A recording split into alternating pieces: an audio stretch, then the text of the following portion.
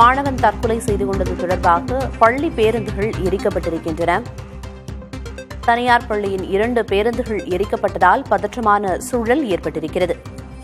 மாணவரை ஆசிரியர் திட்டியதாகவும் பெற்றோரோடு பள்ளிக்கு வருமாறு கூறியதாகவும் கூறப்படுகிறது. இந்நிலையில் நெல்லை மாவட்டம் வீரவநல்லூரில் தனியார் பள்ளியில் படிக்கும் 10ஆம் வகுப்பு மாணவன் தற்கொலை செய்து கொண்டார். மாணவனின் பெற்றோர், உறவினர்கள் வீரவநல்லூர் காவல் நிலையம் முன்பு மாணவனின் உடலோடு போராட்டத்தில் ஈடுபட்டு வருகின்றனர். தனியார் பள்ளியின் 2 பேருந்துகள் எரிக்கப்பட்டதால் பதற்றமான சூழல் ஏற்பட்டிருக்கிறது.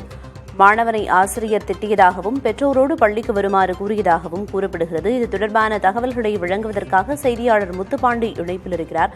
முத்துப்பாண்டி, பேருந்துகள் எரிக்கப்பட்டிருக்கு, மாணவர்களோட பெற்றோரோட கோரிக்கை என்னவா இருக்கு? அங்க இருக்கக்கூடிய தற்போதைய சூழல் பத்தி குறிப்பிடுங்க. வணக்கம் பிரியதர்ஷினி. திருநெல்வேலி மாவட்டம் வீரநல்லூர்ல ஒரு தனியார் பள்ளி இயங்கி வருகிறது. அந்த பள்ளியில் பாத்தீங்கன்னா 10ஆம் வகுப்பு மாணவன் சபரி கண்ணன் என்ற மாணவன் பாத்தீங்கன்னா கடந்த 7ஆம் தேதி அந்த பள்ளிக்கு ஏதோ ஒரு நிகழ்ச்சி நடக்கும் பொழுது ஆசிரியர் திட்டியதாக கூறி அந்த ஆசிரியர் நீ வரும்பொழுது உங்களுடைய பெற்றோர்களை கூட்டு வரணும் என்று சபரி கண்ணிடம் சொல்லியிருக்கிறாங்க. அந்த பையன் பெற்றோர்களை கூட்டு வராமல் பள்ளி வளாகத்தில் பாத்தீங்கன்னா பூச்சிக்கொல்லி மருந்து குடிச்சிட்டு நேர பள்ளிக்கு சென்றுகிறார். பள்ளி செல்லும் பொழுது அவன் மருந்து குடிச்சது அந்த பள்ளி முன்பு மயங்கி விழுந்ததால் அங்குள்ள பள்ளி நிர்வாகம் அவனை தனியார் மருத்துவமனையில் அனுமதிக்கப்பட்டது. கடந்த 7ஆம் தேதி அவன் மருந்து குடித்து அந்த பள்ளி நிர்வாகத்தில் அவங்க அந்த சிகிச்சை பெற்று நிலையில் நேற்று அந்த பையன் சபரி கண்ணன் என்பவர் உயிரிழந்தார்.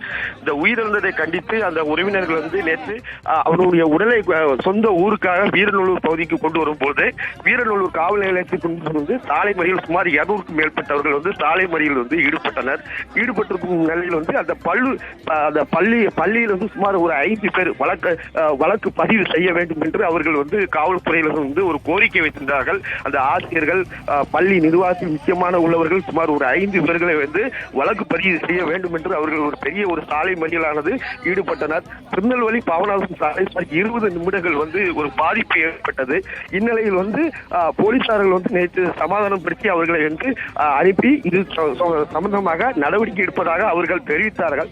இந்நிலையில் நேற்று இரவு இந்த சம்பவம் முடிந்து நள்ளிரவில் அவர்களுடைய உறவினர்கள் அந்த பள்ளியில் உள்ள அந்த வாகனத்தை தீ வைத்ததாக கூறப்படுகிறது.